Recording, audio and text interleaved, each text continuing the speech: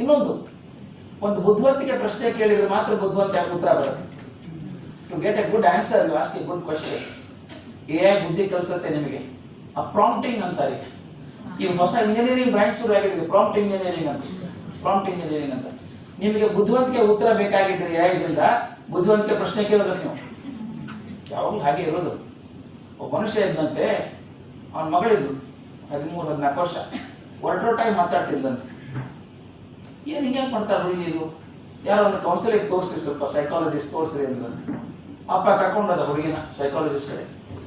ಭಾರಿ serious psychologist ಅವನು, ನಗೋದೇ ಸಾಧ್ಯ ಇಲ್ಲ. ಆ ಹುಡುಗಿನ ಕೂತ್ಕೊಂಡು ಅಪ್ಪ ಕೂತ್ಕೊಂಡ, ಪೇಪರ್ ಇಟ್ಕೊಂಡ ಸೈಕಾಲಜಿಸ್ಟು. ಮಗಳು ಅಂತ ಕೇಳ, ಹೌದು ಸರ್ ಮಗಳು, ಆಕೆ ಸಲುವಾಗಿ ಬಂದಿದ್ದೀನಿ ಅಂತ. ಹಿಂಗೆ ನೋಡ್ದ, are you a boy or a girl ಅಂತ ಕೇಳಿದ ಹುಡುಗಿ. ಆ ಹುಡುಗಿ ಐ ಆಮ್ ಎ ಬಾಯ್ ಅಂತ.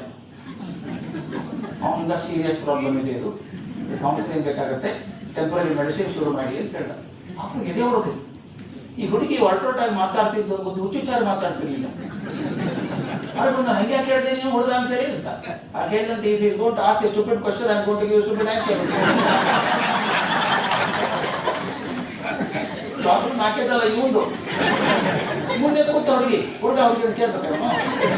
AI ಕಲಿಸ್ಕೊಡುತ್ತೆ ನನಗೆ, if you want a sensible answer ask a sensible question.